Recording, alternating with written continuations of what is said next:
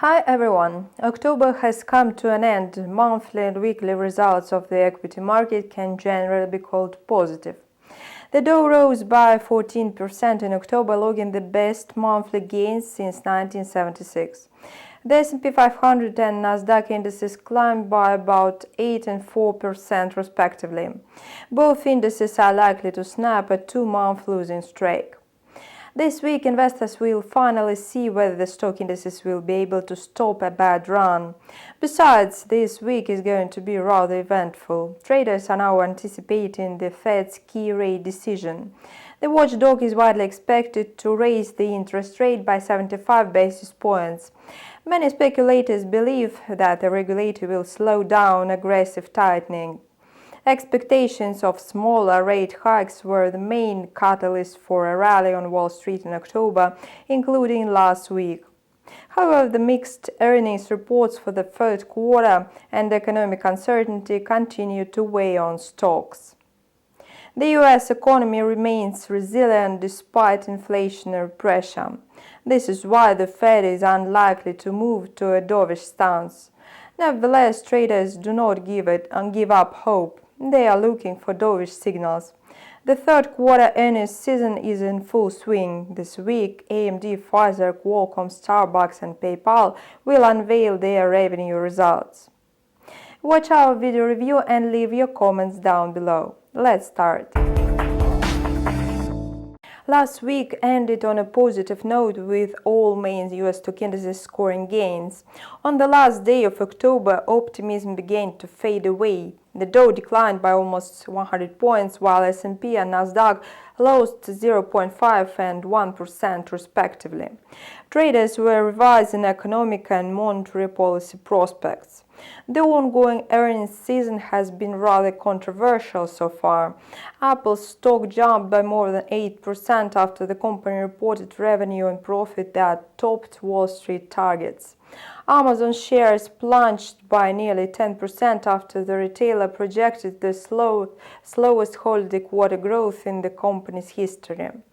Therefore, investors have become more cautious. Meta, Microsoft, Amazon and Alphabet revealed disappointing earnings reports. Microsoft reported the lowest sales growth in the last 5 years. Its revenue forecast compared to the second quarter was below Wall Street estimates. Alphabet also reported low advertising sales and warned of a slowdown in advertising spending.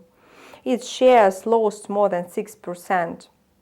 After studying Microsoft's performance, analysts have made a conclusion that IT giants are now struggling to avoid losses. At the same time, a decline in Alphabet sales suggests that consumers have been unwilling to spend extra money. These factors are signaling a slowdown in the U.S. economic recovery. Quarterly GDP data turned out to be upbeat. The indicator was positive for the first time this year, rising by 2.6% compared to the previous quarter. It offset a 0.6% drop in the previous quarter and ended the technical recession that began at the start of the year. However, the economy is still facing lots of challenges, like the Fed's aggressive rate hikes. Monetary tightening increases the risk of an economic downturn in the coming months. Even though many investors are cherishing the hope of a softer stance, they will have to accept the brutal truth. The central bank will remain hawkish for a longer period of time. It's highly likely to raise the cash rate by 75 basis points at the November and December meetings. Moreover, Goldman Sachs economists believe that the Fed may hike the interest rate by 5% by March 2023, which is 25 basis points higher than previous forecasts.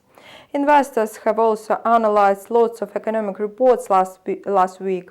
The PCE GOG, which the Fed officials consider to be the most reliable inflation indicator, showed that core inflation was slightly weaker than expected, yet it still indicates an increase in inflationary pressures.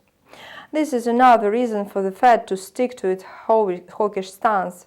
The main US stock indices grew markedly last week, primarily amid expectations of smaller rate hikes. The Dow Jones drifted higher by 5.6%. However, this week the index will hardly be able to notch such a result, as the Fed is unlikely to slow down aggressive tightening.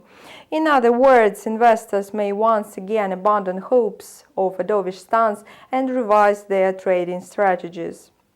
Inflation remains persistently high. It's still unclear when it could peak. The economy remains strong, which enables the Fed to continue with further tightening. A decline in revenues of top American companies indicates that high interest rates are slowing the economy. However, the Fed policymakers have said many times that they will be committed to aggressive tightening even if the economic prospects deteriorate. For this reason, a Wall Street rally which is taking place in a bear market may end soon. For some reason, investors are still pricing in a shift to a dovish stance. The S&P 500 index gained 4% last week. Speculators have already factored in a possible slowdown in monetary tightening. This is clearly seen in the dynamic of the index, especially in the last 2 weeks. If the Fed does not provide any dovish hints, Wall Street will experience a surge in volatility. This is rather bearish for stocks. That's why investors are unwilling to open long positions before the Fed meeting. They prefer sitting on the sidelines now. Despite an impressive rise, the S&P index still remains weak and is one step away from returning to a downtrend. If it drops below 3,750, sellers will enter the market again. In general, the medium-term trend for the S&P is bearish. After a rebound to 3,850, the S&P may retreat below 3,600 and even to 3,400. Its further trajectory will largely depend on Jerome Powell's speech. Traders are anticipating his remarks with bated breath. What's more, the US will unveil their manufacturing PMI index, the trade balance, and the ISM non-manufacturing PMI index. At the end of the week, the labor market data is on tap. The labor market remains strong despite the headwinds. Job openings are at the highest level since the pandemic. The number of jobs corresponds to the average values, and the unemployment rate is at record low. The downtrend on Wall Street looks exhausted. Investors are tired of pessimism and constant sell-offs. Analysts are unsure how deep stocks may fall in case of a renewed downtrend. However, a downtrend looks unlikely for several reasons. One of them has a historical background. According to observations since 1931, the average bear market lasts 287 days. As of October 12, it has already been unfolding for 284 days. It's time for a reversal. The S&P 500 index may continue to move in the sideways channel of 4,150. If the rally remains intact, the bear market could be over in the first quarter of 2023. Currently, the trend is gradually changing into bullish. Therefore, bulls need to protect the pivot levels and cement the uptrend. Traders should pay attention to breakouts of descending trend lines of all stock indices in the charts. A trend reversal will definitely take place if bulls show more resilience. They may receive support from positive fundamental factors. The NASDAQ 100 also managed to add gains, although its growth was rather moderate compared to other stock indices. Its weekly increase was only 2% due to downbeat earnings reports of tech giants published last week. Nearly $800 billion was wiped off the value of the biggest US tech companies.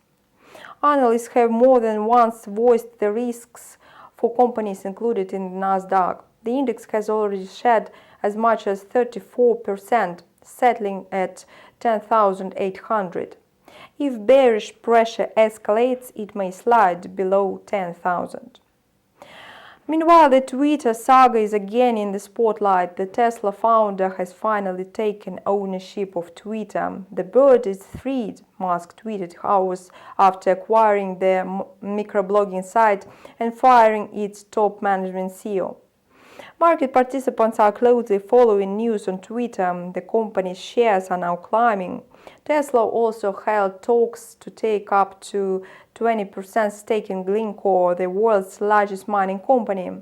Vehicle manufacturers are competing for a stable supply of commodities. By acquiring a stake, Tesla could establish secure supplies of battery materials.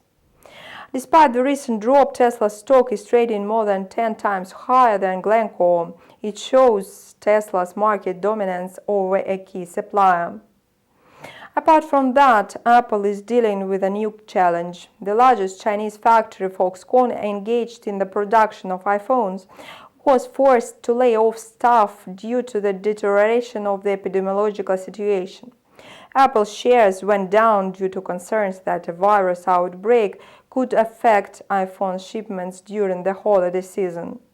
That's all for now. Subscribe to our channel and keep close tabs on market developments. See you!